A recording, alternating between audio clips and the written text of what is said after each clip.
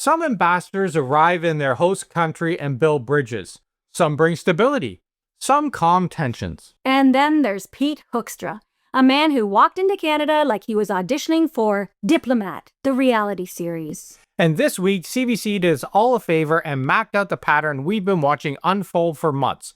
Hoekstra condemns foreign meddling with full moral outrage while representing a president who meddles in elections from Argentina to Brazil to Britain to Poland like it's a world tour. So today, we're talking about the bigger problem.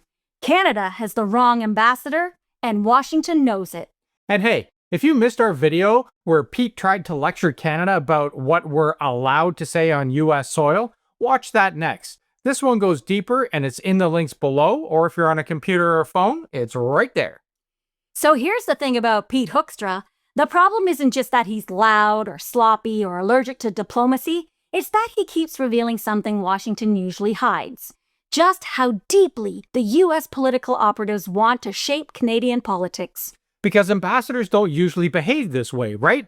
They smooth issues, they build trust, they don't hop on Canadian stages to accuse us of meddling in America, while their own boss is meddling everywhere from Buenos Aires to Tel Aviv. And this isn't just Pete freelancing with bad instincts. He's part of a bigger pattern, a whole network of US right-wing politicians, media figures, and operatives trying to export their partisan theater straight into Canada. And if you think that we're exaggerating, enter Jamil Jivani, J.D. Vance's best friend, the American-approved rage politics courier, a guy whose political playbook reads like it was ghost-written by Fox News producers on a deadline. He shows up in our universities, back rooms, and parliament running US-style talking points word for word, beat for beat, like Canada is just some northern test market for MAGA messaging. And when you line that all up, Hoekstra lecturing Canadians, American networks amplifying Alberta and Saskatchewan premiers, Jivani pushing US-style division politics through parliament, you start to see the bigger picture. And look, we all see Pierre Poilievre doing the same thing. The slogans, the cadence, the catchphrases.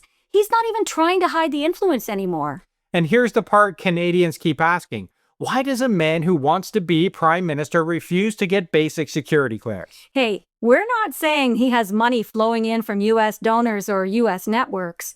But when you won't let Canadian security officials vet you, and when you won't let them look under the hood, well, what exactly are Canadians supposed to think? You can't run US-style politics and then refuse Canadian-style transparency. That is not leadership. And the US ambassador to Canada's overreach doesn't stop with tariffs or ads.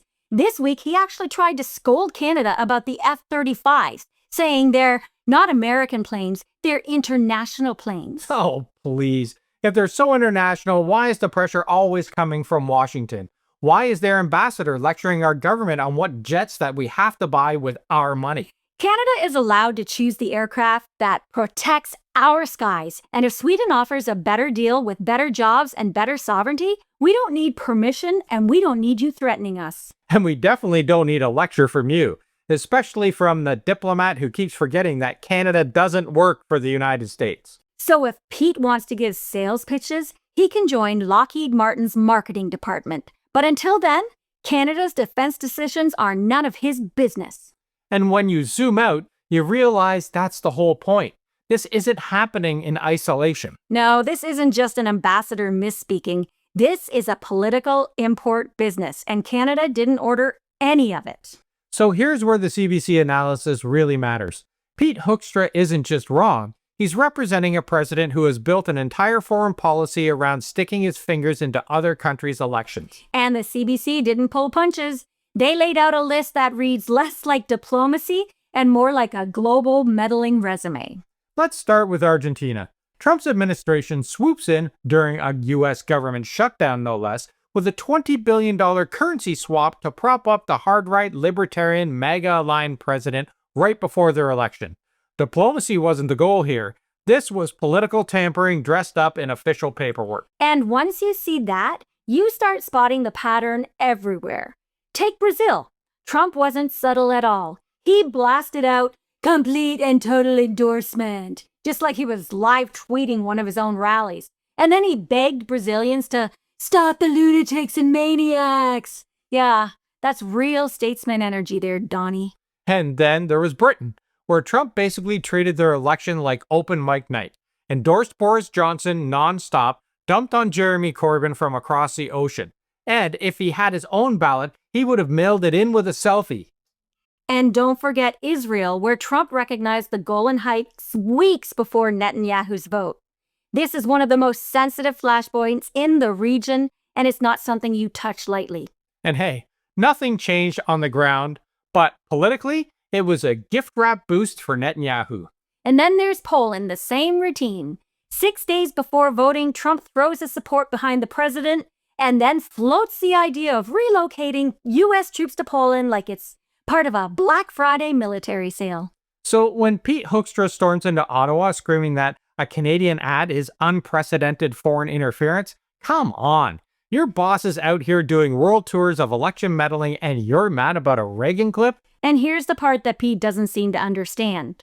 The Ontario ad wasn't even interference. Not legally, not politically, not in any universe where common sense exists. This wasn't some secret back alley political operation. It was a legally purchased ad slot during the MLB World Series, a public broadcast with public domain footage, vetted by lawyers before it even aired. The Reagan clip? Completely legal, completely public domain. It's been used in documentaries, news specials, and even Republican campaign retrospectives. No one stole anything. And let's be honest, if Americans can sell us Super Bowl ads for beer, trucks, and life insurance, Canada is allowed to talk about tariffs on American television. That's not interference, that's commerce. But Pete spun it like an international crime scene. Like Canada rolled up to the election with a USB stick and a burner phone, when all we did was buy an ad, exactly the way American companies buy ads in Canada every single day. So when you stack Trump's global interventions next to Hoekstra's outrage over a 30-second Ontario ad, you start to see the bigger picture. Because this isn't about tariffs, and it's not about Reagan. This is about controlling the narrative, especially here in Canada. Hoekstra's job, in theory, is to manage the relationship, build trust, calm fires, not throw gasoline on every podium in Ottawa. But when you look at what he's actually doing, it's like they're giving Project 2025 a test run on Canadian soil. He's scolding provinces, publicly threatening consequences, and accusing us of meddling for explaining who pays Trump's tariffs. Meanwhile, the real meddling pipeline goes in the other direction, from Washington straight into Canadian politics. And if you want proof of that pipeline, you don't have to look far. You just have to look at Parliament. Jamil Jivani didn't show up with Canadian political instincts. He showed up carrying the American Outrage Handbook. He's J.D. Vance's best friend. He's MAGA aligned. He's pushing U.S.-style wedge politics word for word. And it's not even subtle. It's the same language, the same tactics, the same division first, solutions later, well, maybe. Approach that American conservatives use as a business model. And now it's being imported here. Not organically, not accidentally, but copied and pasted from U.S. talking points.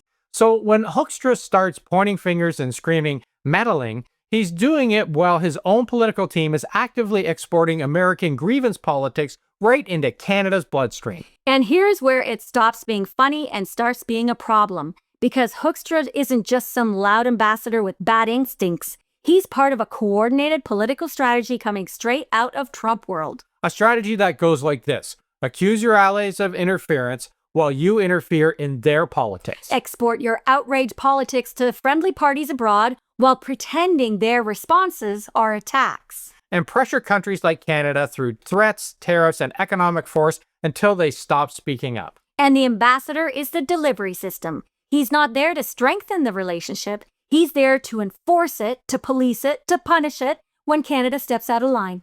And when you add in the U.S. outrage pipeline that's already flowing into our politics, from Jamil Jivani to Alberta and Saskatchewan messaging leaks to Poilievre copying MAGA slogans like he's waiting for grading, it becomes really clear what's going on. This is pressure. Soft pressure, loud pressure, diplomatic pressure, economic pressure, narrative pressure. And that's why this really matters. Because when an ambassador openly takes sides, when he openly scolds our provinces, when he openly defends foreign political meddling but attacks Canadian transparency? He's not just representing the United States, he's representing the worst instincts inside the United States. And that is how you destabilize an alliance without ever firing a shot. So let's zoom out, because after everything we've laid out today, the story becomes very hard to ignore. Canada isn't the one crossing the lines here. Canada isn't the one meddling. Canada isn't the one interfering in foreign elections. Canada bought a legal ad during a baseball game with public domain footage after lawyers cleared every frame. Meanwhile, Trump World is doing a full-court press on elections from Argentina to Israel and exporting MAGA politics straight into our parliament. And Pete Hoekstra, instead of calming things down, instead of strengthening the relationship, instead of doing the actual job of an ambassador, he's scolding Canadians for speaking the truth about a tariff policy that's hurting American families. And that's the part that Canadians need to sit with for a minute, because he's sending a message that says, Canada, stop talking, stop defending yourself, stop telling the truth. We'll decide what you're allowed to say. And sorry, that doesn't fly here, man. Not now and not ever. Canada has always stood up to pressure. Economic pressure, political pressure, military pressure, and now narrative pressure. Because there's the truth that Pete forgot. Canada doesn't owe silence to anyone. Not to Washington, not to Trump World, not to ambassadors with thin resumes and thick delusions of authority. We speak up, we defend ourselves, and we tell the truth, even when it's inconvenient for powerful neighbors. And if Hoekstra thinks Canadians are going to stop talking because he snapped at a podium, buddy, you clearly haven't met us. Canadians don't back down when we're pushed. We get louder, smarter, and more united. I love it. And team, if you love it too, and you want to keep track of this story, keep exposing the foreign meddling, doubling down standards, and keep defending Canada's voice, hit like so the algorithm knows that Canadians are not intimidated. And drop a comment. Should Canada run more ads in the US now that Pete hates them so much? And don't forget to subscribe if you already haven't, because the louder this community gets, the harder it is for Trump World to pretend Canadians are not paying attention. So join the A-Team, hop on the Substack, and we'll see you tomorrow. Same sass, same energy, and less meddling, hopefully. Thanks for watching, and see you soon.